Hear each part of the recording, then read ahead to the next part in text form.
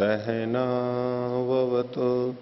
सहनौ भुनक्तु सह वीर्यं करवावहै तेजस्विनावधीतमस्तु मा विद्विषावहै। ओम शांति शांति शांति। मीमांसा दर्शन की 115वीं कक्षा। मीमांसा दर्शन के द्वितीय अध्याय के तृतीय पाद का छठा अधिकरण हमने पिछली कक्षा में किया था। अब सातवां अधिकरण प्रारंभ होगा। तो पिछले पाठ में से किन्हीं को कुछ पूछना है तो पूछ सकते हैं। हाँ, पृष्ठ संख्या 565। इसमें जो लिंग दर्शनात् जो हेतु को भाष्य में प्रस्तुत किया है, तो ये किस तरह से उसको संगत कर रहे हैं जी? इस पर लिंग इसलिए माना कि सोमा रौद्रम चरुम निर्वपेत, निर्वपेत शब्द आया है। इधर भी यहां पर निर्वाप था और फिर निर्वपेत के बाद में परिश्रिते याजयेत, ये यज का भी प्रयोग किया गया है। उधर निर्वाप था और यहां पर याजयेत का किया गया। तो ये जो निर्वाप करेंगे, चरु का निर्वाप करेंगे, ये यजन के लिए ही हो रहा है। वहां चूंकि साथ में बात के ही वाक्य में यज धातु का भी प्रयोग किया गया, तो इससे पता लगता है कि जब ये निर्वपेत आदि होते हैं ये याग से संबंधित होते हैं। यहां से लिंग संकेत ले लिया। तो हमारा जो यहां पर विषय था, इसके अंदर तो यद्यपि याज शब्द का प्रयोग नहीं था, लेकिन फिर भी यहां पर ग्रहण हो जाएगा। आलभेता और निर्वपेत, सौर्यम चरुम निर्वपेत ब्रह्म वर्चस काम। तो यहां पर आलभेत और निर्वपेत ये शब्द होते हुए भी ये वहां पर यज धातु का प्रयोग नहीं है। लेकिन यहां एक स्थल ऐसा मिल रहा है कि निर्वपेत के बाद में यज धातु का प्रयोग है, एक संकेत मिल गया। तो और जगह जहां पर निर्वपेत है लेकिन यज धातु का प्रयोग नहीं है, वहां भी हम यज धातु का प्रयोग मान लेंगे, कर्मांतर मानेंगे, उसको यागांतर मानेंगे। बस ये लिंग लिया है इन्होंने। एक जगह मिल गया, बस लक्षण तो कहीं थोड़ा सा दिख गया, बाकी उसको व्यापक रूप से सब जगह लगा देते हैं, लागू कर देते हैं। हाँ, और आचार्य जी, पृष्ठ संख्या 562। इसमें 14वां सूत्र है। इसमें सूत्र का जो अंश है, यजतिस्तु द्रव्य फल भोक्तृ संयोगात। तो यहाँ पर जो युधिष्ठिर जी ने व्याख्या में लिखा हुआ है कि द्रव्य संयोगात, फल संयोगात, भोक्तृ संयोगात, तीनों का संयोग लिखा हुआ है।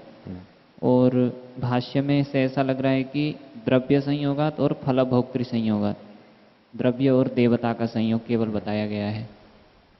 तो इसमें कैसे ठीक रहेगा? ठीक है, दोनों तरह से लगा सकते हैं।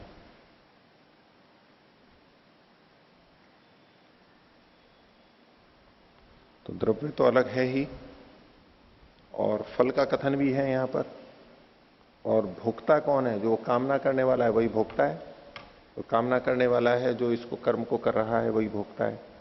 तो जो भोक्ता है वो हमेशा फल का भोक्ता ही होता है। भोगने वाला तो फल का ही भोगने वाला होता है। तो फल भोक्ति के साथ जोड़ते हुए भी करते हैं तो कोई बात नहीं है, लेकिन अलग अलग में भी ठीक है।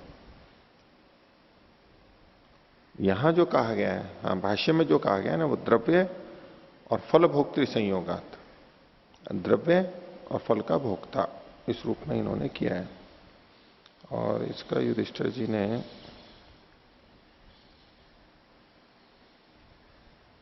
इन तो अलग ही किया है। यहां भी भाष्य में भी द्रव्य, फल और भोक्ता के संबंध से। ठीक है, ऐसा कुछ विशेष तो इसमें हेतु दिखे कि भाई यही करना चाहिए, नहीं करना चाहिए।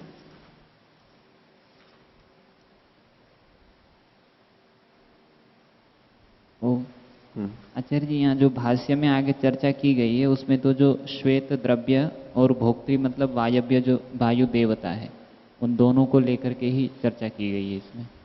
हाँ, तो उन दोनों की ही इसमें चर्चा होनी चाहिए, ऐसा लग रहा है। कोई बात नहीं, वो तो इसमें तो द्रव्य और देवता का यदि ही एतद एवं उच्चेत तथा श्वेतालंबन शब्दों अवगम्यते। यही श्वेतम वायवम आलभेत इत्युच्यते तेन श्वेत वायव्य संबंधो विधीयते। ठीक है,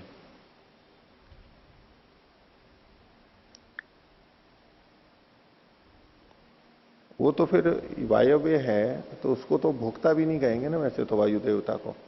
एक दृष्टि से भले ही कह देंगे हम उसके लिए त्याग कर रहे हैं और वो भोग कर रहा है, लेकिन वैसे तो उसको भोक्ता के रूप में नहीं। फल, और वो फल का भोक्ता तो फिर भी नहीं कहलाएगा।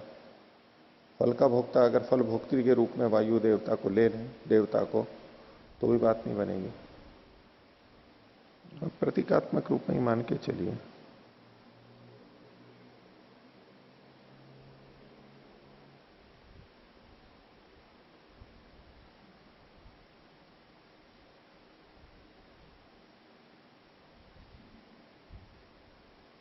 ये जो दूसरी पंक्ति है 563 पर, द्रव्य फल भोक्तृ संयोगात, ये तो सूत्र का अंश है।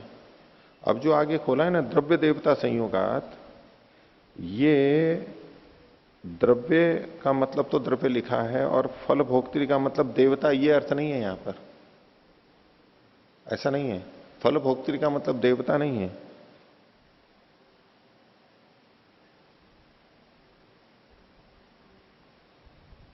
और ये जो द्रव्य देवता संयोगात, इसको विपरीत अल्प विराम में लिया हुआ है ना, इसको हटा दीजिए। इन्वर्टेड कॉमा यहां कोई प्रयोजन वाली नहीं है। हिंदी में भी कर रखा है इन्होंने।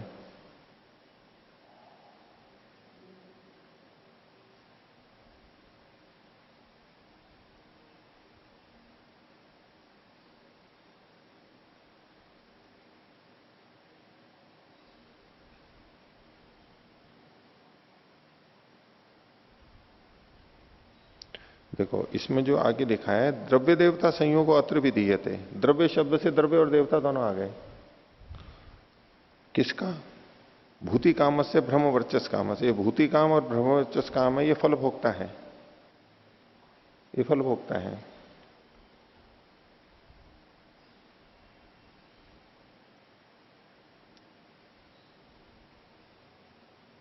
और बोलो। ओम जी, पृष्ठ संख्या 568। 568।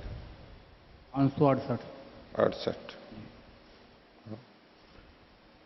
दूसरे अनुच्छेद की तीसरी पंक्ति। हाँ, यथा अग्रय प्राय लिखितो अग्रय इति गम्यते। तो ये किस हेतु से यहाँ सिद्धांति कह रहा है? अग्रे, अग्रे कहते हैं जो श्रेष्ठ होता है, आगे रहने वाला जो है, तो वो श्रेष्ठ के अर्थ में है यहां पर। तो श्रेष्ठ चीजों की गणना में वहां पर जो कोई लिखा होगा वो भी श्रेष्ठ होगा, ये मान करके चलते हैं। ठीक है। जैसे कि चरक संहिता में भी एक अग्र्य संग्रह है, विशेष विशेष चीजों का वहां पर उल्लेख किया गया। इस चीज में ये सबसे श्रेष्ठ, इस चीज में ये श्रेष्ठ, ऐसे वहां पर कथन किया गया। तो आरोग्य करने वाली चीजों में सबसे श्रेष्ठ क्या है? आरोग्य करने वाली चीजों में सबसे श्रेष्ठ क्या है? बहुत सारी चीजें कही जा सकती हैं। कोई आंवला कह देगा, कोई च्यवनप्राश कहेगा, कोई कुछ कहेगा। तो उन्होंने कहा काल भोजनम आरोग्य कराना, समय पे भोजन करना। समय पर भोजन करना आरोग्य करने वालों में सबसे श्रेष्ठ है। और समय का मतलब वो 12 बजे 1 बजे वाला समय नहीं, भोजन का समय ठीक होना चाहिए।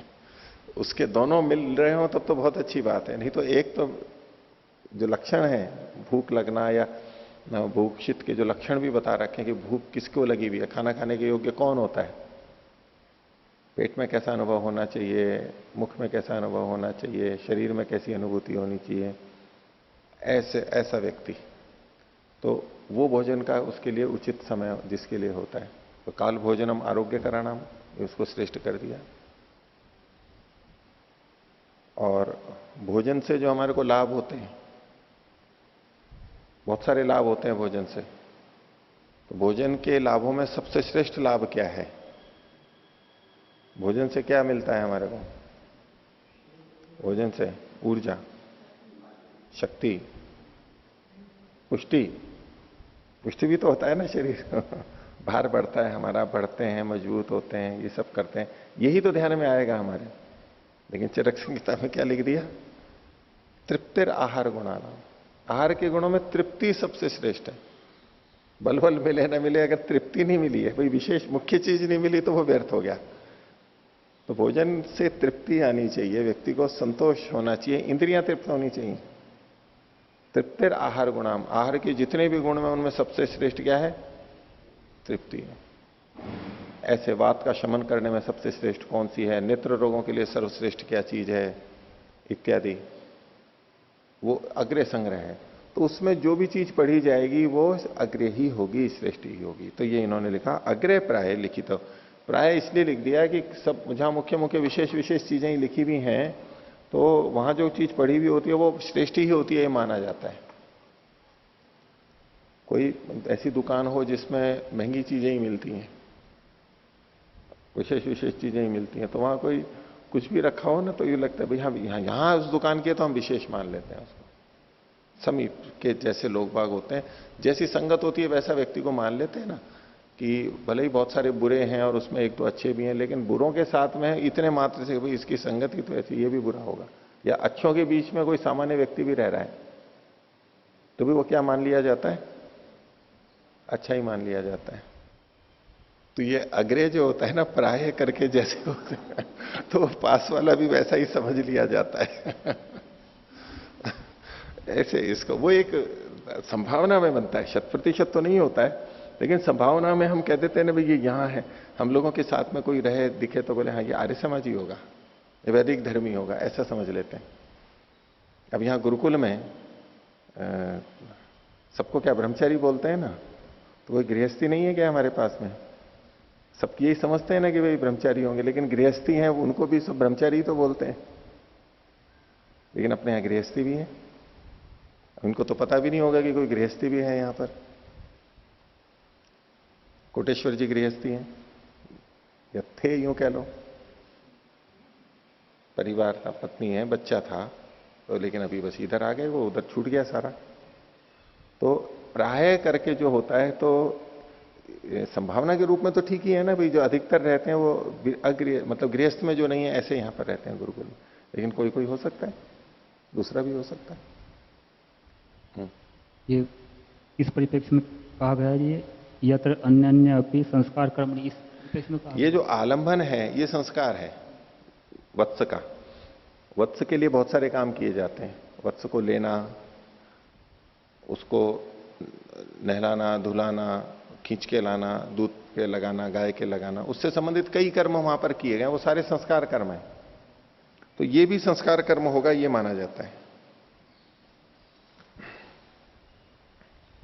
वत्स को वहां से लिया जाता है डंडी से, उससे थोड़ा किया जाता है, ले आया जाता है, फिर दूध पे लगाया जाता है, फिर दूध पीने से हटाया जाता है। ये जो सारे हैं ये वत्सरे से संबंधित संस्कार कर्म वहां पर कहे गए, उसमें आलमन भी है, इसलिए उसको भी संस्कार कर्म माना गया प्राय कथन से। हाँ, तो यहाँ पर आलम्बन को श्रेष्ठ माने गए। अग्रय नहीं है ये अग्रय तो उदाहरण मात्र है, दृष्टांत की बात है वो तो। ये सब अग्रय हैं, ये नहीं, ये संस्कार कर्म है, ऐसा ही होता है। अग्रयों में पठित जैसे अग्रय समझा जाता है, ऐसे संस्कारों के बीच में पठित ये आलंबन भी संस्कार कर्म माना जाएगा, पृथक नया यागांतर नहीं माना जाएगा, ऐसा। और कोई 569 पृष्ठ पर 569 उसमें हिंदी की पहली ही लाइन है, हाँ, दृष्टार्थ होने मात्र से संस्कार कर्म नहीं होता। ये स्पष्ट नहीं हुआ।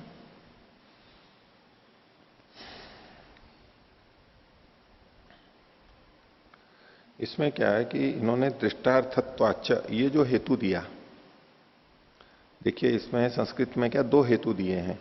देवता संबंध अभावात न याग वचना दृष्टार्थत्वाच, तो ये याग का वचन नहीं है, याग वचन नहीं, उसमें दो हेतु दिए गए। एक तो था देवता के संबंध का अभाव होना, ये मैं 568वें पृष्ठ पर संस्कृत की नीचे से तीसरी पंक्ति के अंत वाला और उधर का पढ़ रहा हूं, उसके आगे का।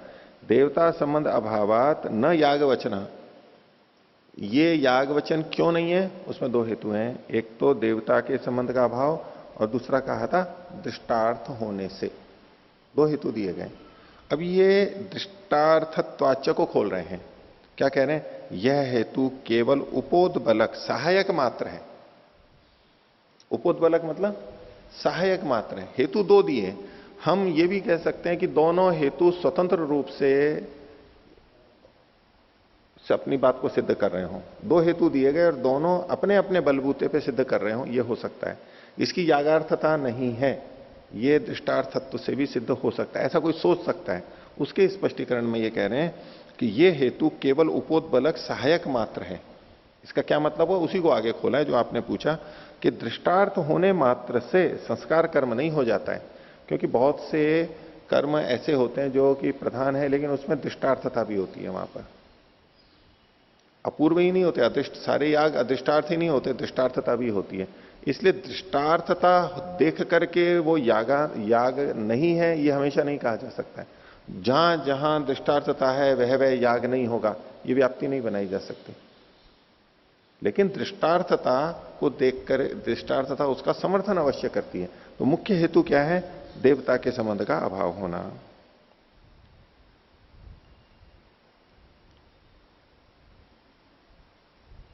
देवता का ना होना ये मुख्य, ये इसका सहायक केवल है, अकेले से सिद्धि नहीं होती है। बस इतना सा कथन है इनका, उपोद्बलक है। हाँ 500 हाँ बोलिए। 568 पृष्ठ पर हाँ हिंदी में दूसरे अनुच्छेद की हाँ 5वीं पंक्ति, हाँ यहाँ पर कह रहे हैं कि न्याय से प्राप्ति होने पर, प्राय दर्शन हेतु कैसे है? न्याय से प्राप्ति होने पर। अच्छा, तो न्याय क्या है?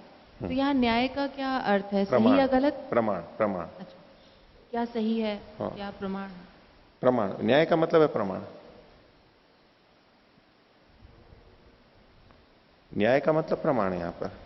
तो इसमें आप नीचे ऊपर से 5वीं पंक्ति कह रहे हैं, नीचे से। हाँ, तो देखिए ये क्या है, प्राय दर्शन हेतु कैसे है?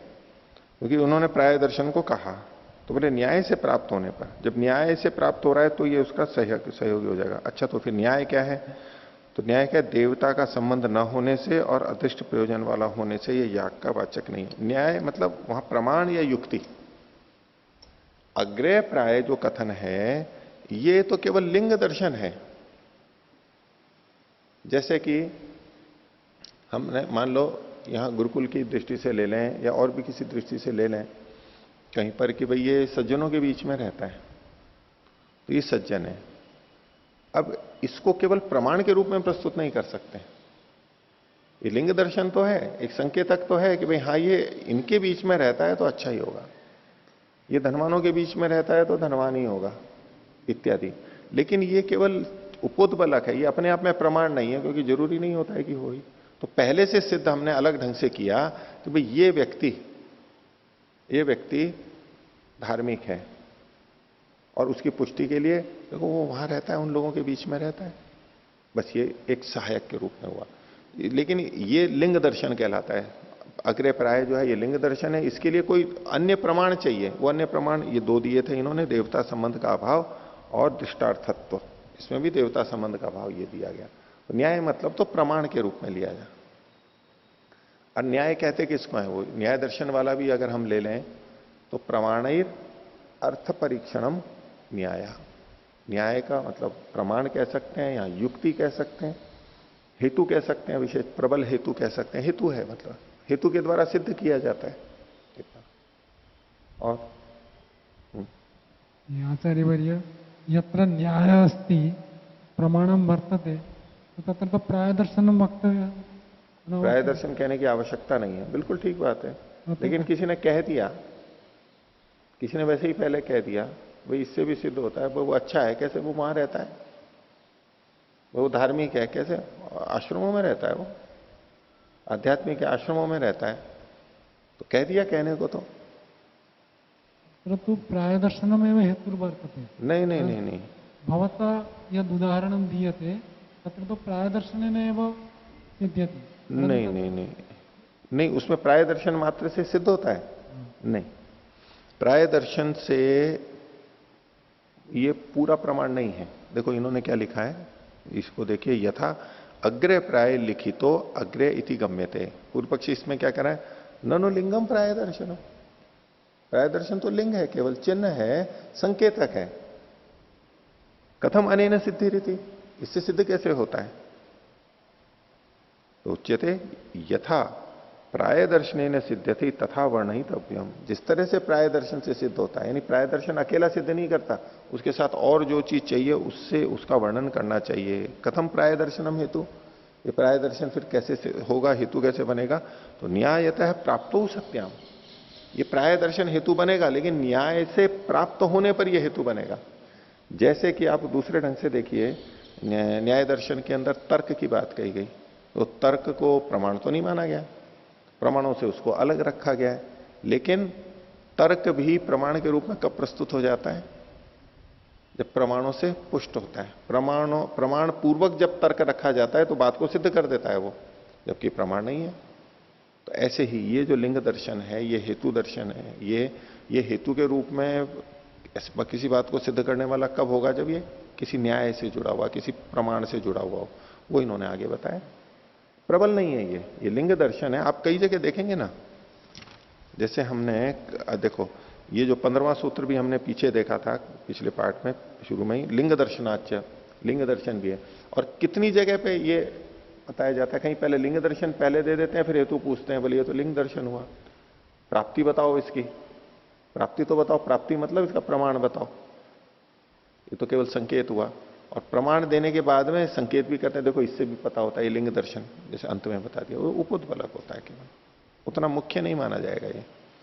क्योंकि हम भी देख रहे हैं ना, व्यभिचार को प्राप्त होगा ये, भाई प्राय लोग हैं, अग्रे प्राय है, उसका मतलब ये थोड़ा कि वो अग्रे है ही। क्योंकि जब अग्रे प्राय कह रहे हैं, इसका मतलब है कुछ उसमें अग्रे नहीं है, वो भी विद्यमान है।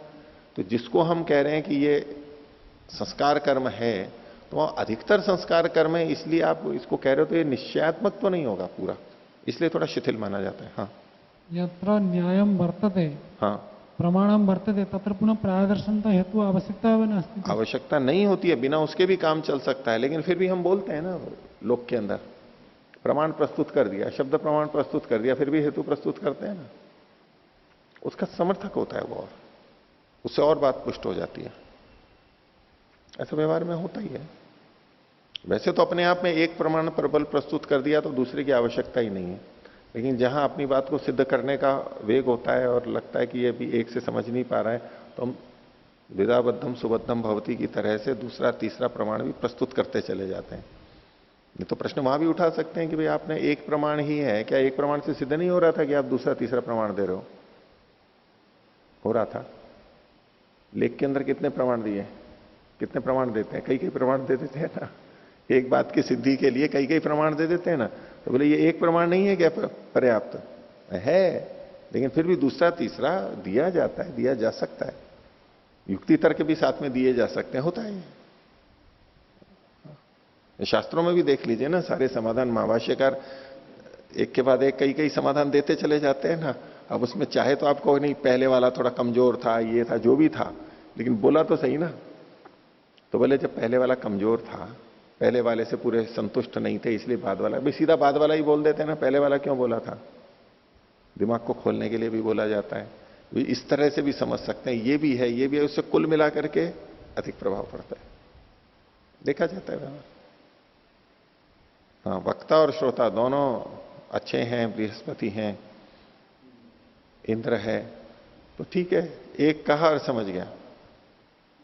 ऐसे में फिर हम दूसरा तीसरा प्रमाण देते हैं ना, तो सुनने वाले को समय नहीं रहता है उसके पास, बोलता है नहीं हो गई है तो बात, अब अगला प्रश्न करता हूं। वो सुनता ही नहीं है, बीच में ही टोक देता है, नया प्रश्न रख देता है। एक ही बहुत है, बस हो गया, एक हो गया बहुत है, मैं इतने से तृप्त हूं। चले आगे, पृष्ठ संख्या 569, अधिकरण संख्या 7, मीमांसा दर्शन के द्वितीय अध्याय का तृतीय पाद। अधिकरण है नैवार चरोह आधानार्थताधिकरणम। चरु, आप जानते ही हैं कि कोई चीज ऐसी बनती है जो पानी डाल करके पकाई जाती है और पानी उसी में ही पूरा हो जाता है, अलग से मांड की तरह से नहीं निकालते। ऐसा चावल जो होता है वो चरु, जो आजकल प्रेशर कुकर में बनाते हैं वो सब ये चरु ही बनते हैं वो। उसका मतलब क्या हुआ कि जो ओदन बनता है वो कैसा होता है? बनाते हैं, पानी में उबालते हैं, फिर मांड को निकालते हैं और फिर जो बनता है, जो सामान्यतः बनता है, तो चरु ये हुआ। लेकिन ये चरु कैसा है? ये चावलों का नहीं है, व्रीहि का नहीं है, यह नैवार, नीवार का है। नीवार एक विशेष प्रकार का धान होता है जिसको इन्होंने हिंदी में तिनी और तिनी लिखा है। तिनी, तिनी जैसे उपवास वगैरह में प्रयोग किए जाते हैं ना, तो हिंदी में इसको तिनी, तिली या तोली ये नाम दिखे हैं। तिनी, तिली, तोली, सुना है नाम ऐसा लोक में। और बंगाली में इसको उड़ी धान्य बोलते हैं, उड़ी धान्य। और मराठी में इसको देव भात बोलते हैं। देव भात, देखो शब्द भी कैसा बोल रहा है ये, देव भात, देवताओं का भात है ये, देवता लोग खाते हैं इसको। ये जंगल में बिना खेती के वैसे ही जो उग जाते हैं ना धान्य, जैसे अपने सावा, कोदो आदि खाते हैं, ऐसे ही ये कुछ एक छोटा कोई धान है ऐसा, अपने आप होने वाले छोटे छोटे से यूं ही जंगल में हो जाते हैं, उसको ले आते हैं, उसको उससे कर लेते हैं, यानी बोना करना नहीं पड़ता है, बस वैसे ही ले आते हैं। उस तरह का ये धान है, तो देव भात है ये। मराठी में नाम ही देव भात रखा।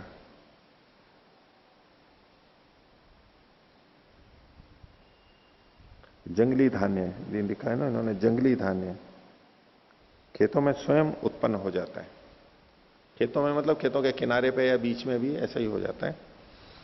तो इस निवार से बना हुआ जो चरु है उसकी आधानार्थता वो आधान के लिए है, अलग से नया कर्म नहीं है, ये आधान कर्म के लिए है, बस ये सिद्ध किया जाएगा यहां पर।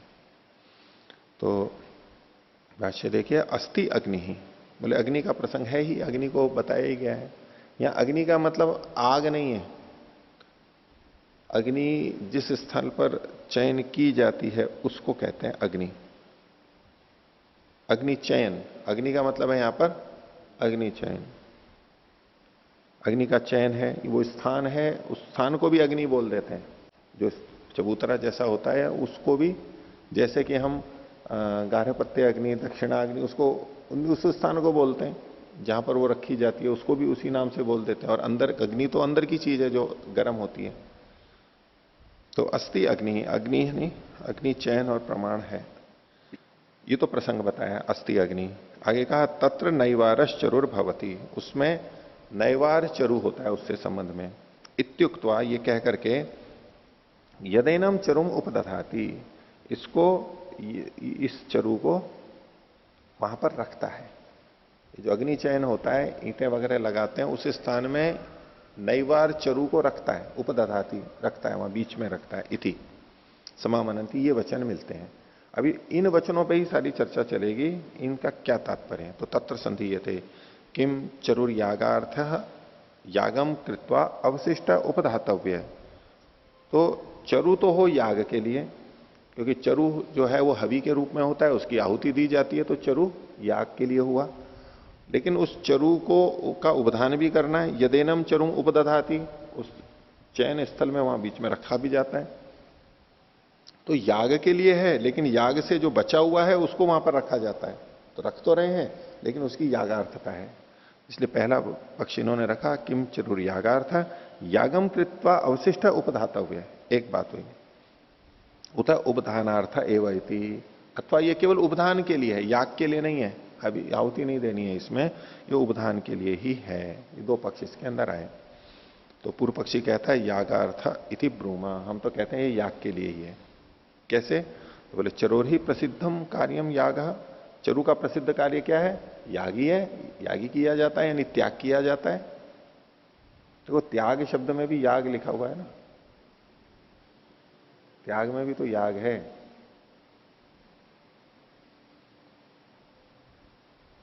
तो चरोर ही प्रसिद्धम कार्यम याग नोपधानम, उपधान उसका प्रसिद्ध कार्य नहीं है।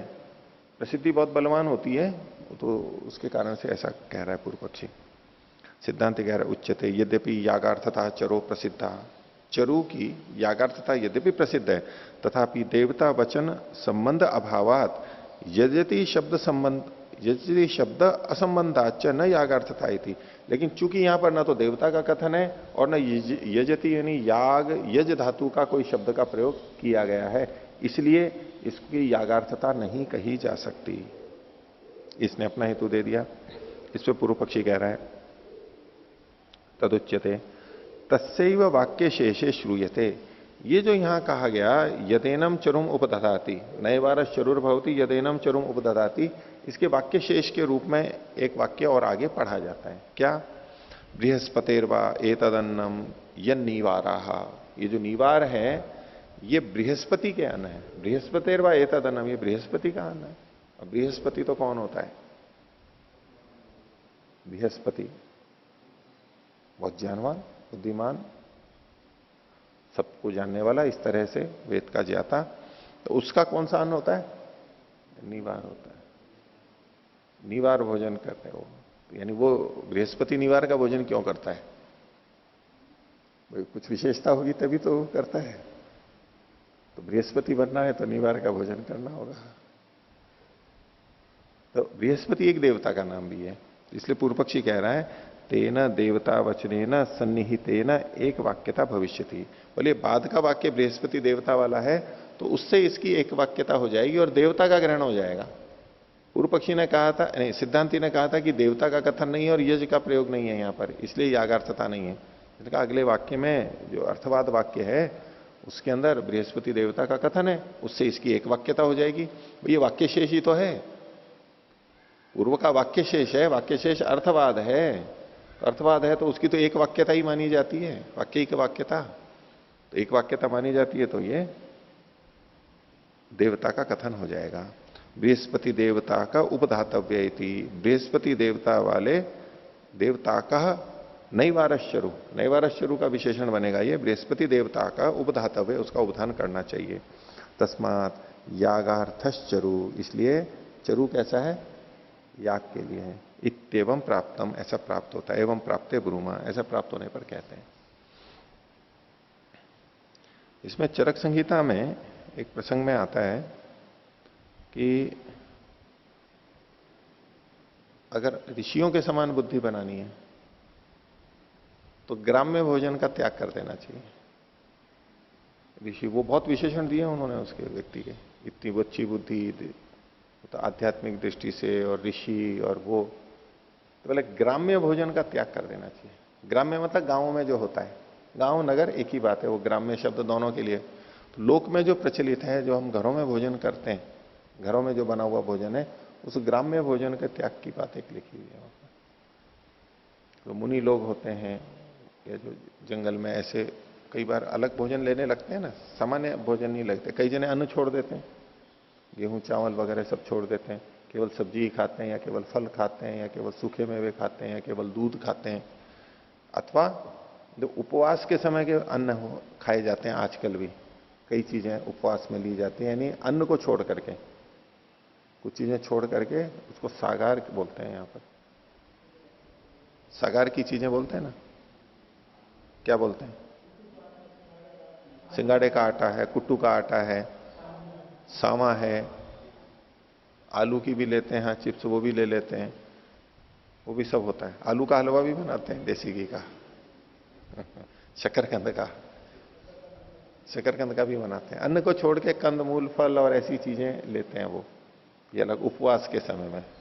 तो उपवास तो आध्यात्मिक दृष्टि से ही तो करते हैं अपनी कुछ आंतरिक शुद्धि के लिए, तो वो विशेष भोजन अलग तरह का बनता है। तो ग्राम्य भोजन जो प्रचलित भोजन है उसको छोड़ने के लिए वहां पर लिखा है। तो बृहस्पति का ये अन्न निवार है, ये भी ऐसा ही ग्राम्य भोजन नहीं है ये निवार, मतलब सामान्य भोजन नहीं है ये। तो ये इसने पूर्व पक्षी ने यागार्थता को बताया। आगे अब सिद्धांति बोलता है 18वां सूत्र है, संयुक्तस्तु अर्थ शब्देन तदर्थ श्रुति संयोग। अर्थ शब्देन संयुक्त, या अर्थ का मतलब है कार्य, कर्म, कर्मवाचक शब्द के साथ में ये संयुक्त है। कर्मवाचक शब्द यहां पर क्या है? उपदधाति, क्रिया को बता रहे हैं ना, ये कर्मवाचक शब्द यानी अर्थ शब्द है ये। अर्थ का मतलब कर्म हम पीछे भी देखते रहे ना, ये पर अर्थ का मतलब कर्म, कैसे? हाँ, शास्त्र का प्रयोजन क्या है? वचन का प्रयोजन क्या है? आमनाय से क्रियार्थत्व, वो क्रिया के लिए होता है, और अर्थ का मतलब वहां पर क्रिया ही लिया जाता है, इन जगहों पर कर्म ही लिया जाता है। तो अर्थ शब्द से यानी कर्म शब्द से ये संयुक्त है, तदर्थ है श्रुति संयोगा, तो उसी के लिए यहां पर श्रुति का संयोग मानना चाहिए। ये नए कर्म के लिए नहीं है, नए याग के लिए नहीं है, जो कर्म यहां कहा गया है बस उसी के लिए है।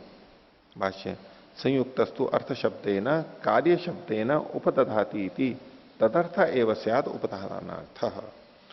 तो संयुक्तस्तु अर्थ शब्देन, ये तो सूत्र वाली बात यहां पर जो कहा सूत्र का अंश लिखा है, इसका अर्थ खोलने के लिए इन्होंने क्या कार्य शब्देन, अर्थ शब्देन को खोल दिया इन्होंने कार्य शब्देन। कार्य शब्द का मतलब है कार्य का वाचक जो शब्द है उपदधाति, इससे तो कार्य शब्देन उपदधाति इति, उपदधाति यहां पर इसको विपरीत अल्प विराम में ले सकते हैं कि कार्य शब्द, यानी कार्य शब्द क्या है यहां पर, तो कहा उपदधाति इति, ये उपदधाति यहां पर कार्य शब्द है, क्रिया को बताने वाला है। तदर्थ है वह स्याद उपधानार्थ, उसी के लिए ये हो गए। तो तदर्थ को जो सूत्र का अंश तदर्थ है उसी को इन्होंने खोल दिया उपधानार्थ, उपधान के लिए होगा। तत् का मतलब है अर्थ यानी कर्म, और तदर्थ का मतलब उसके लिए। अब देखो तत् का मतलब ऐसे तो अर्थ ही है, और तद अर्थ है तो अर्थार्थ हो गया वहां पर, या दूसरा जो अर्थ है वो प्रयोजनवाची है, उसके लिए है उपधानार्थ। सूत्र के शब्दों को खोला इन्होंने। आगे कर रहे हैं उपदधातिना च अस्य प्रत्यक्षम एक वाक्यत्वम, उपदधाति के साथ इसका, अस्य इसका मतलब है इस चरु का, प्रत्यक्षम एक वाक्यत्वम, प्रत्यक्ष ही एक वाक्यता है। भाई उपदधाति ये कर्म है, तो उपदधाति किससे किसको रखता है? उपदधाति मतलब रखता है, पास में रखता है, किसको रखता है? चरु को रखता है। नैवारस चरुर भवति, और यदेनम चरुम उपदधाति, चरुम उपदधाति, तो वाक्य से यह पता लग रहा है कि उपदधाति चरु के साथ में जुड़ा हुआ है, प्रत्यक्ष पता लग रहा है, वाक्य से हमें प्रत्यक्ष बोध हो रहा है। तो उपदधाति ना चास्य प्रत्यक्षम एक वाक्यत्वम, और परोक्षम देवता वचने न अनुमेयम, और अगर देवता के साथ में इसका संबंध जोड़ेंगे चरु का, तो क्या बनेगा? तो ये प्रत्यक्ष संबंध नहीं होगा, वो दूसरा वाक्य है। ये जो अर्थवाद वाक्य था बृहस्पतिर्वा एतद अन्नम यन निवारः, तो यहां एक वाक्य अनुमान करना पड़ेगा, चरुम उपदधाति इति ही प्रत्यक्षम वाक्यम और बारहस्पत्यम उपदधाति इति आनुमानिकम, क्योंकि चरुम उपदधाति साक्षात पढ़ा हुआ है और बारहस्पत्यम उपदधाति ये वाक्य लिखा हुआ तो है नहीं यहां पर, लेकिन देवता का ग्रहण कर रहे हैं। कैसे?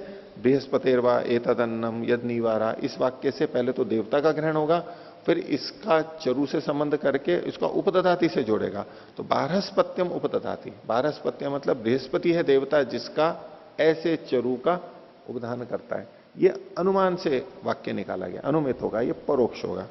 तो परोक्षम देवता वचने न अनुमेयम, तो बारहस्पत्यम उपदधाति इति आनुमानिकम, प्रत्यक्ष वाक्य नहीं है, अनुमानिक है, परोक्ष है। तस्मात् कृष्णश्चरुर उपधातव्य, इसलिए पूरे के पूरा का पूरा चरु उसका उपधान करना चाहिए। ये पूरा चरु उपधान करना चाहिए, ये दूसरा पक्ष बनेगा। पहला पक्ष जो पूर्व पक्षी ने रखा था कि चरु किसी याग का होगा और याग करके जो चरु बचेगा उसका उपधान किया जाएगा, यानी कुछ तो आहुति में चला गया और कुछ वहां पर उपधान किया जा रहा है। इसका मतलब है पूरे चरु का उपधान नहीं किया गया।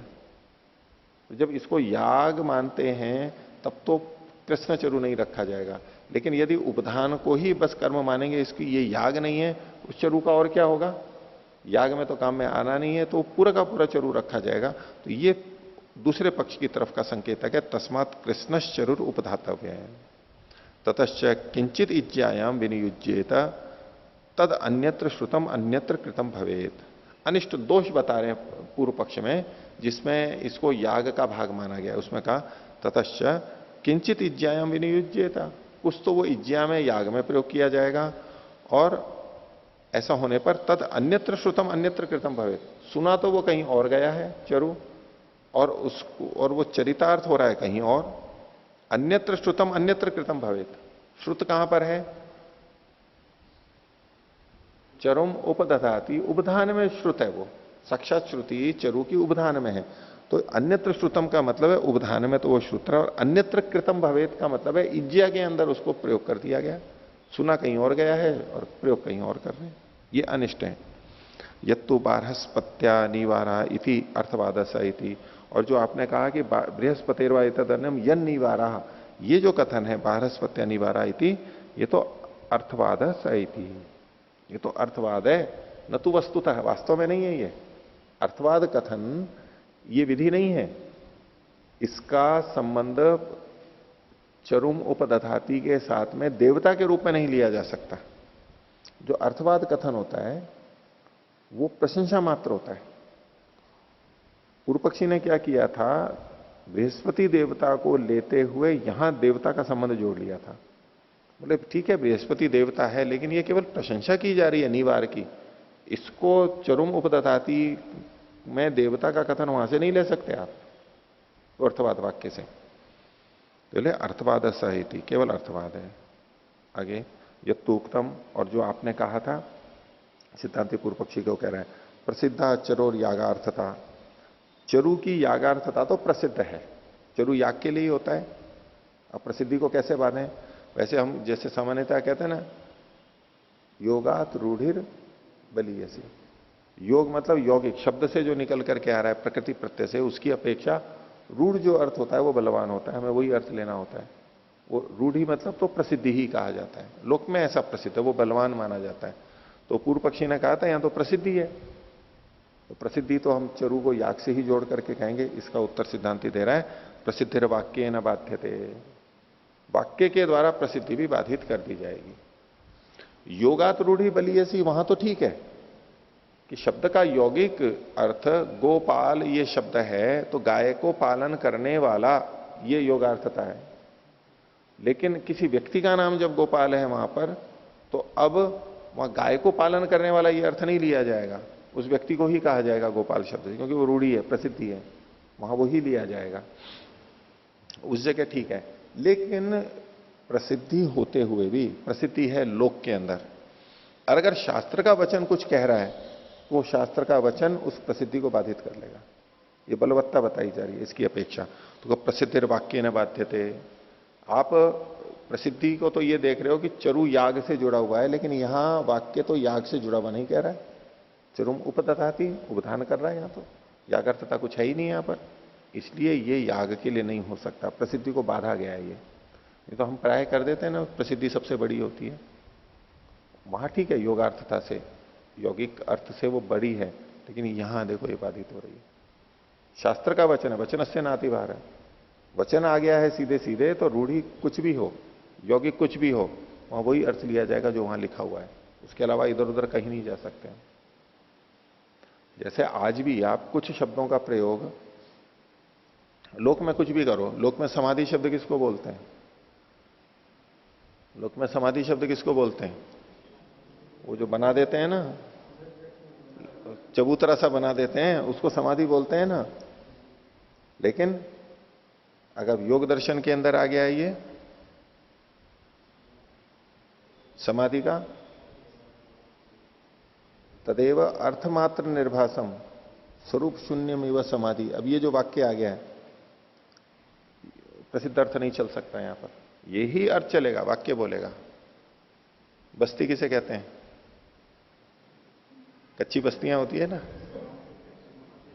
बस्तियां बस्तियां बहुत फैल गई है ना आजकल, ये कौन सी कच्ची बस्ती है, ये पक्की बस्ती है, ये अच्छी बस्ती है, ये बुरी बस्ती है, प्रसिद्धि क्या है लेकिन आयुर्वेद में बस्ती किसको बोलते हैं, नेति धोती बस्ती, षटकर्म में ले लो चाहे हठयोग वाले में ले लो, बस्ती या आयुर्वेद की बस्ती ले लो, वो तो चिकित्सा है, उसको एनिमा बोलते हैं आज की दृष्टि में, सामान्य भाषा औषधि युक्त तो होता है, वो बस्ती का मतलब तो वो है। अब वहां पर आप जो प्रचलित अर्थ है, लोक में जो प्रचलित अर्थ है अधिक, वो नहीं ले सकते, बाधित कर देगा उसको। शास्त्र विशेष में कहीं जो कथन किया जा रहा है वहां वही अर्थ लिया जाएगा, और कुछ नहीं ले सकते आप।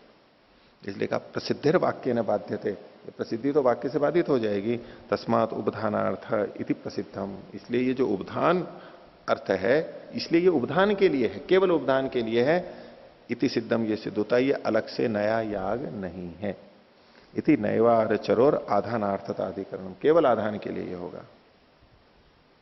ठीक है।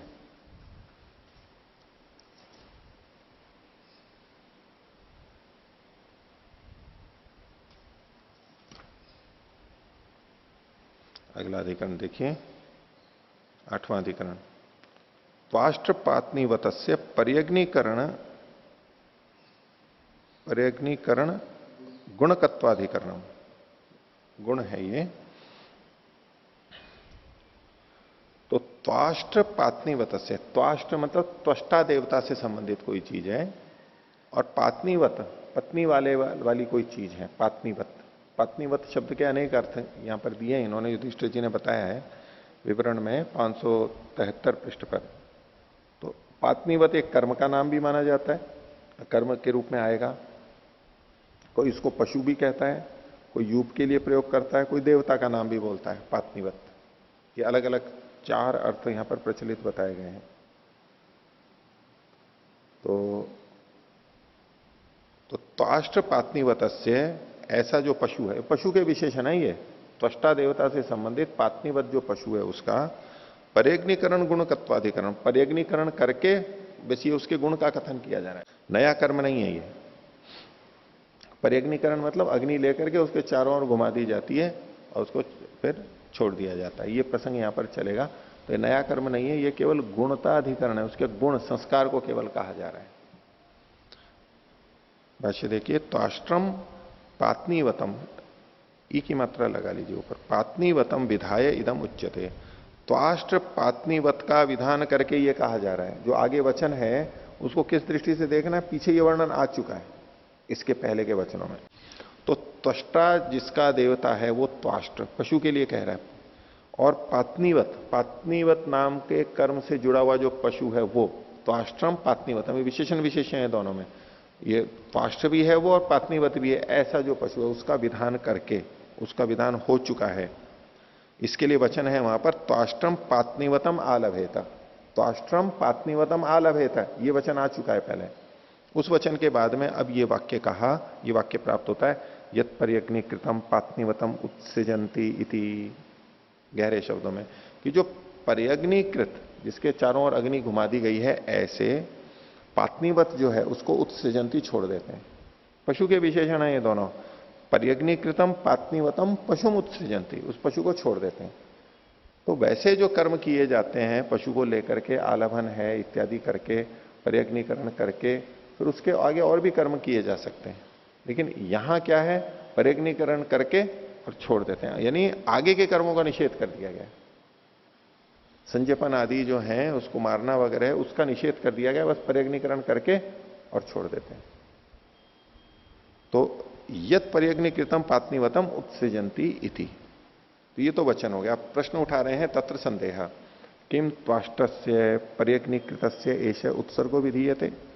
भाई यहां पर विधि क्या की जा रही है इस वाक्य में, कि जो त्वाष्ट्र था और जिसका पर्यग्नीकरण कर दिया गया था उसके उत्सर्जन की, उसकी यानी छोड़ने की, उत्सर्ग का विधान किया जा रहा है यहां पर। अब यहां पर जो लिखा है ना त्वाष्ट्रस्य, ये त्वाष्ट्र क्यों लिख दिया इन्होंने यहां पर, क्योंकि यत पर्यग्नीकृतम पात्नीवतम उत्सृजंती, इस वाक्य में तो पात्नीवत लिखा हुआ है, लेकिन ये पात्नीवत किससे जुड़ा हुआ है, त्वाष्ट्र से, क्योंकि जो पीछे कहा गया त्वाष्ट्रम पात्नीवतम विधाय, तो वाक्य में भले ही पात्नीवत आया है लेकिन त्वाष्ट्र से भी उसको कहा जा सकता है। वो त्वाष्ट्र मतलब वो पात्नीवत ही है, दोनों जुड़े हुए हैं, दोनों विशेषण उसके जुड़े हुए हैं। तो इसने कहा कि जो त्वाष्ट्र से, जो त्वाष्ट्र पात्नीवत पशु था उसको पर्यग्नीकृत से, जिसको पर्यग्नीकृत कर दिया गया है, यानी उसके चारों ओर अग्नि कर दी गई है, इसका उत्सर्ग विधान किया जा रहा है। एक तो ये बात हुई, उत अथवा तस्मात यागांतरमिति, अथवा ये भिन्न याग कहा जा रहा है, एक स्वतंत्र याग का यहां विधान किया जा रहा है, अथवा ये है, दो बातें। तो अब इसके ऊपर, दोनों के ऊपर थोड़ा तर्क वितर्क कर रहे हैं कि यदि पर्यग्नीकृतम उत्सृजंती इति पदद्वयम परस्परेण संबद्धम, ये जो वाक्य था इसमें पर्यग्नीकृतम उत्सृजंती, उत्सृजंती के साथ में यदि पर्यग्नीकृतम जुड़ा हुआ हो, यद्यपि यहां पर क्या है, पात्नीवतम उत्सृजंती, पर्यग्नीकृतम पात्नीवतम उत्सृजंती, उत्सृजंती से एकदम पहले पात्नीवतम लिखा हुआ है, लेकिन कहा यदि इसका संबंध पर्यग्निकृतम उत्सृजंती ऐसा अगर लगाया जाए तो पर्यग्निकृतम उत्सृजंती इति पदद्वयम, ये दो पद परस्पर संबद्ध होंगे तो ततस्त्वाष्ट्र से उत्सर्ग, तब तो यहां पर जो त्वाष्ट्र है, त्वाष्ट्र मतलब जो पात्नीवत त्वाष्ट्र है, त्वाष्ट्रम पात्नीवत है, उसका केवल उत्सर्जन किया जाएगा। कि जो त्वाष्ट्र पात्नीवत था उसका पर्यग्निकरण करके छोड़ देना चाहिए, तो ये केवल उत्सर्जन क्रिया कहा जाएगी, उत्सर्ग केवल जुड़ेगा। अथवा पात्नीवत शब्द उत्सृजति ना संबद्धेता ततो यागांतरम, यदि पात्नीवतम उत्सृजंती ऐसा संबंध जुड़ा हुआ, यानी उत्सृजंती के साथ में पात्नीवतम अगर जुड़ा हुआ होगा तो ये यागांतर होगा, नया याग कहलाएगा, क्योंकि पात्नीवत नाम का एक अलग याग माना जाएगा यहां पर, और पर्यग्निकृत को नहीं लिया जा रहा है, पर्यग्निकृत करके पात्नीवत का को छोड़ा जाता है। पात्नीवत पत्नी के समान होता है, पत्नीवत उसको कहते हैं पात्नीवत, पत्नी के समान। तो देखिए, तो ये यागांतर हो गया, दोनों पक्ष रख दिए। किम तावत प्राप्तम, तो पूर्व पक्षी कह रहा है यागांतरम इति, ये तो बोले भिन्न याग है। कैसे है? कुतः, तो पूर्व त्वाष्ट्र पात्नीवतश्च, बोले ये जो त्वाष्ट्र और पात्नीवत है ये तो पूर्व से है, पहले से प्राप्त है, जो कि भाष्य के साथ प्रारंभ में लिखा था ना, त्वाष्ट्रम पात्नीवतम विधाय इदम उच्यते, तो विधाय मतलब ये पूर्वकृत है, पूर्व शब्द से कहा गया। पूर्व त्वाष्ट्र पात्नीवतश्च, उभय विशेषण विशिष्ट कथम पात्नीवत शब्देन अनुद्येत, वो जो पहले से विहित था वो तो त्वाष्ट्र और पात्नीवत इन दोनों विशेषणों से युक्त था, त्वष्टा देवता वाला भी था और पात्नीवत भी था, वो पशु था। तो जो दो विशेषणों से युक्त था वो पशु यहां पर पात्नीवत शब्द से कैसे विशेषित हो सकता है? अकेले पात्नीवत से कैसे विशेषित हो सकता है? अर्थात नहीं हो सकता। इसका मतलब हुआ त्वाष्ट्र पात्नीवत है वो पशु कोई अलग है, और यहां केवल पात्नीवत कहा जा रहा है ये पशु अलग है, तो ये अलग कर्म है। कथम पात्नीवत शब्देन अनुद्यते अपीच, और यदि माना भी जाए कि वो उससे विहित हो भी रहा है तो कह रहे हैं त्वाष्ट्र से उत्सर्गे विधीये माने पर्यग्निकृतम इति विशेषणम नावकल्पेता, तो अब त्वाष्ट्र का उत्सर्ग कर लिया जाए। त्वाष्ट्र का उत्सर्ग का मतलब ये किस दृष्टि से कह रहे हैं कि यहां पर पात्नीवतम उत्सृजंती में जो पात्नीवत शब्द लिखा हुआ है इसके साथ साथ त्वाष्ट्र भी जुड़ ही जाएगा पीछे का लेकर के, तो त्वाष्ट्र से उत्सर्ग का मतलब है त्वाष्ट्रम पात्नीवतम दोनों जुड़ेंगे, इसका यदि उत्सर्ग किया जाए, क्योंकि ऐसे में पात्नीवतम उत्सृजंती के साथ इसको जोड़ा जा रहा है ना, तो त्वाष्ट्रम पात्नीवतम उत्सृजंती ये विधान कर दिया जाए तो ये पर्यग्निकृतम है, ये विशेषण यहां पर संगत नहीं लगेगा, ये तो वाक्य में व्यर्थ हो जाएगा। पात्नीवतम उत्सृजंती कहेंगे तो त्वाष्ट्र तो साथ में जुड़ जाएगा, तो त्वाष्ट्रम पात्नीवतम उत्सृजंती, तो बोले पर्यग्निकृतम ये किस लिए पढ़ा गया यहां पर, ये व्यर्थ हो जाएगा, इसका विषय संबंध यहां पर नहीं जुड़ेगा। अतो ब्रूमा, इसलिए हम कहते हैं पर्यग्निकृत से पत्नीवतता विधीयते, जो पर्यग्निकृत है उसकी पत्नीवतता, पत्नी उस याग से युक्त उसको कहा जा रहा है। स एव याग, ये पत्नीवत जो है यही याग है, पूर्व पक्षी ने कहा। एवं प्राप्ते ब्रूमा, इसके ऊपर अब सिद्धांति अपनी बात को रखा है। 19वां सूत्र, पात्नीवते तो पूर्ववत्पात अवच्छेद, ये जो पात्नीवत है इसमें तो इसके पूर्व होने के कारण से ये पहले से कहा गया है, तो इसमें अवच्छेद, ये नए कर्म का विधान नहीं माना जाएगा, नती पूर्व का अनुवाद है। भाष्य, न कर्मांतरम पूर्व से व उत्सृजति शब्देन अवच्छेदो विधीयते, पहले का ही उजरत उत्सृजति शब्द से अवच्छेद कहा जा रहा है। अवच्छेद का मतलब है कि यहां पर पर्यग्निकरण के बाद भी जो और कर्म कहे गए थे उनको हटाया दिया गया है, बस पर्यग्निकृत किया, पर्यग्निकरण के बाद छोड़ दिया, बाद के कर्मों से उसको हटाया जा रहा है। किम एवं भविष्यति, बोले इससे होगा क्या? तो सिद्धांत कह रहा है यजिमत्ता तावत कल्पयितव्या न भविष्यति, इस कर्म की यजिमत्ता, इसको नया याग कल्पित नहीं करना पड़ेगा, लाभ बता रहे हैं, यानी अनिष्ट की निवृत्ति बता रहे हैं। और उत्सृजति शब्दश्च श्रुत्या उत्सर्गम विदधत वाक्येन न बाधितो भविष्यति, और उत्सृजति शब्द है वो श्रुति से उत्सर्ग का ही विधान करते हुए वाक्य से बाधित नहीं होगी। वाक्य के आधार पर वहां पर याग को उसको जोड़ दिया गया, उत्सर्जन मुख्य नहीं रहा, वहां याग अर्थ आ गया, तो वो बाधित नहीं होगी। और ये तो सिद्धांति का पक्ष था जिसमें इसको कर्मांतर नहीं माना गया था, और कर्मांतर पक्ष में क्या दोष है वो आगे बता रहे हैं। अभी तक जो दो बातें कही गई वो ये कही गई कि यदि इसको कर्म नहीं मानते हैं, नहीं, यदि इसको कर्म नहीं मानते हैं पूर्व पक्षी कर्म मान रहा था नया, कर्म नहीं मानते हैं तो ये दो दोष नहीं आएंगे, और यदि कर्म मानते हैं तो दो दोष आएंगे, उसको आगे बताया। कर्मांतर पक्षे वाक्य ने पत्नीवततायाम विधीयमानायाम अर्थात प्राप्त उत्सर्गो धातुना अनुद्येत। तो कर्मांतर पक्ष में वाक्य के द्वारा जो पत्नीवतता का विधीयमान किया गया उससे अर्थात प्राप्त यानी स्वभावतः जो उत्सर्ग प्राप्त हो रहा था धातु के द्वारा उसका अनुवाद मानना पड़ेगा। अपीचा और दोष बता रहे हैं पर्यग्निकृत से पात्नीवतता पूर्व से विदिता एवं। तो और पर्यग्निकृत की पत्नीवतता तो पहले से पता ही है, सविधातुम न शक्य थे, उसका विधान भी नहीं किया जा सकता। तस्मात पूर्व से कर्मणों अवच्छेदक, इसलिए ये पूर्व कर्म को हटाने वाला है, पूर्व कर्म का अवच्छेदक है, यानी जो पहले से बहुत सारी चीजें प्राप्त थी उसमें से अवच्छेद कर दिया, बस केवल यहीं तक ही रहेगा। तो सिद्धांति ने तस्मात पूर्व से कर्मणों अवच्छेद, पूर्व कर्म को ये तोड़ने वाला है। अब पूर्व पक्षी ने एक और आक्षेप दिया था, उसका समाधान कर रहे हैं। यदुक्तम यत्तु उक्तम, जो ये आपने कहा था, क्या कहा था? अब ये पूर्व पक्षी के वाक्य को बोल रहा है। त्वाष्टस्य उत्सर्गे विधीयमाने पर्यग्निकृतम इति विशेषणम तावत न अवकल्पेत। त्वाष्ट पात्नीवत पशु को छोड़ने का विधान अगर मानेंगे तो पर्यग्निकृतम इस ये विशेषण वहां पर संगत नहीं होगा। ये जो पूर्व पक्षी ने आक्षेप कहा था, सिद्धांत कह रहा है नैष दोषः, इसमें कोई दोष ही नहीं है। क्यों? अतंत्रम एवं अत्र पात्नीवत शब्द, ये जो पात्नीवत शब्द है ये अतंत्र है यानी अप्रधान है, मुख्य नहीं है। नासौ विशेष्यते, ये विशेषित नहीं किया जा रहा है, त्वाष्ट शब्द से ये विशेषित नहीं किया जा रहा है, ये इसको कहो पर्यग्निकृत से ये विशेषित नहीं किया जा रहा है।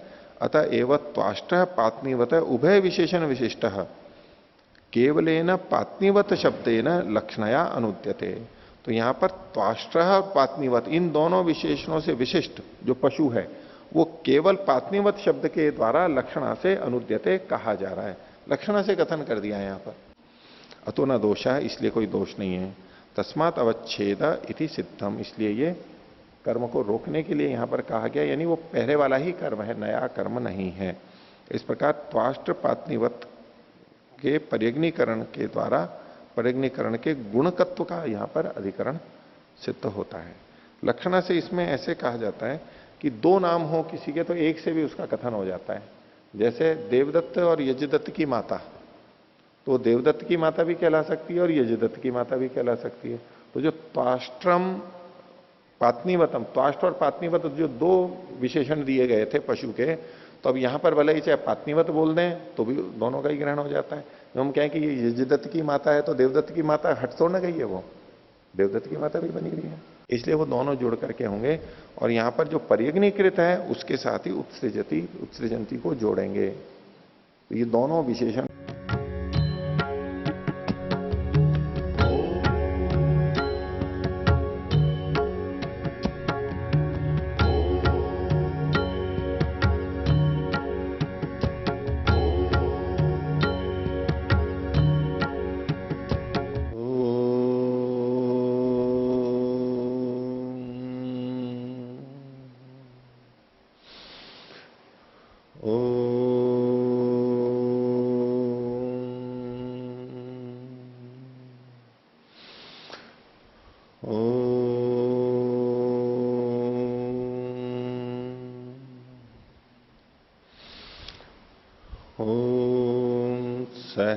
सहनाववतु सहनौ भुनक्तु सह वीर्यं करवावहै तेजस्विनावधीतमस्तु मा विद्विषावहै। ओम शांति शांति शांति।